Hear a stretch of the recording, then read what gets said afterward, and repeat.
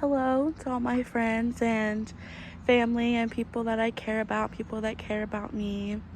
Um, as I said earlier in an earlier post, I am just having a bad mental health day today. There was nothing in particular that happened today. It was just weeks of me holding a lot of things in, and then I woke up and it just hit me all at once.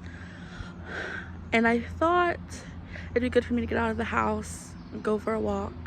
So I'm at the park right now. I just finished going on a nice little hike. And I thought this would be a perfect chance for me to be a little open and vulnerable. On my page, I talk about religious trauma a lot. And it's hard to always explain what that can look like to people who've never experienced it.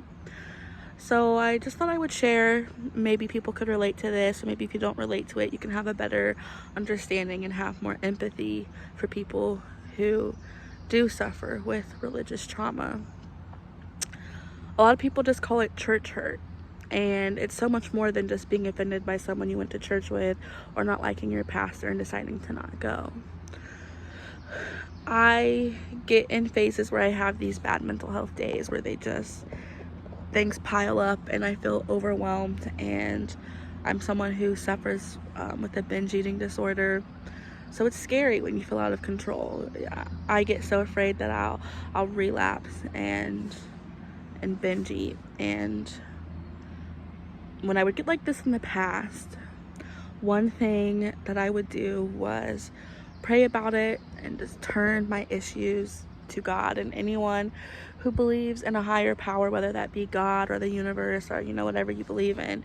You know how comforting it can feel to give problems over to something that's bigger than yourself, even if it's only for a few hours or a few days, or even if you are able to give it up permanently. It's such a comforting feeling, and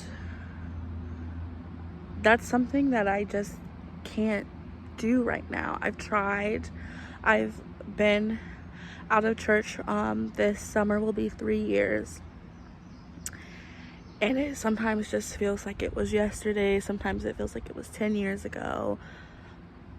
But it's so hard to connect to something that you used to rely on your entire life.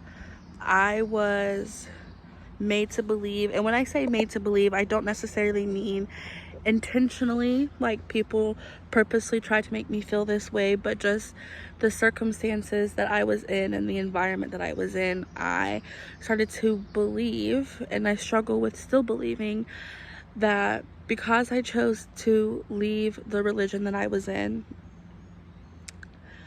that I'm no longer worthy of feeling God's love. I feel like he can't hear me anymore. I feel like because I no longer wear skirts and I don't have long hair and I like wearing makeup, that all of those things mean that I'm not worthy of God's love. And I know realistically that's not true.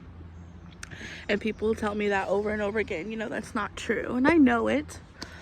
But I believed for so long that I had to do those things in order to be a good Christian and to earn God's love, that now that I'm not doing those things anymore, I've never felt further from God.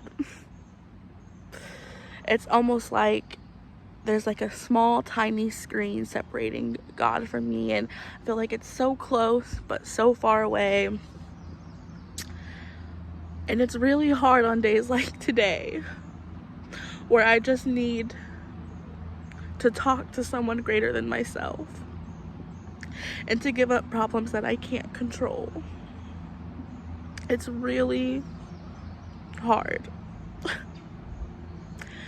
Especially when after I left the church that I was at, I feel like I have been on an incredible journey of self-growth and self-love, and I've turned into a person that I'm so proud of. I never thought I would be accomplishing the things that I've been accomplishing. I never thought I would live past 25, and I'm going to be 28 this year. So it's really hard feeling like when you are the best version of yourself, it's still not enough to have God love you. And this is what religious trauma looks like. You can go weeks with feeling okay and feeling like you don't need to pray, you don't need to go to church, you don't need it, you're doing good, and then all of a sudden you wake up and it hits you, and it's like a friend that you've known your entire life is just gone, and they don't care about you anymore. And everyone tells you that they do care about you, but you can't hear them anymore, you can't feel them anymore. And you can see everyone else spending time with that friend and enjoying their company and feeling loved by that friend. But no matter what you do, it's just like they're a ghost.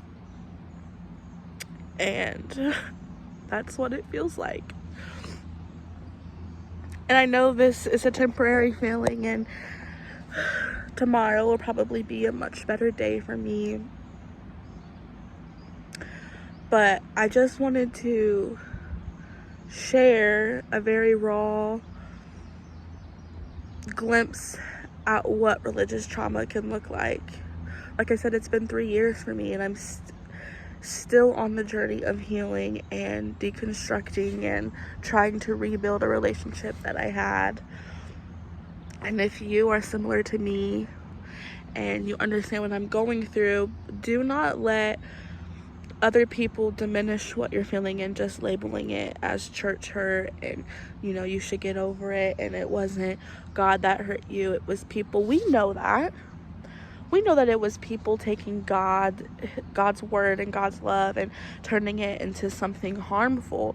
That doesn't mean it hurts any less, and that doesn't mean that it's easy to look past it and just openly trust again. It's a journey, and it takes time, and there are so many good days, and then every once in a while there's a bad day, and those bad days are a lot. But I hope that this helps someone who feels like I feel. You're not alone. Religious trauma is a very real thing, and it's hard, but it's also rewarding to make the progress and to start healing.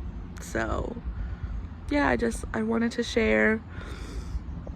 Thank you for everyone who's been reaching out to me. It means a lot, and I'm going to make today a good day, and I'm going to know that tomorrow will be an even better day than today was. So thank you guys.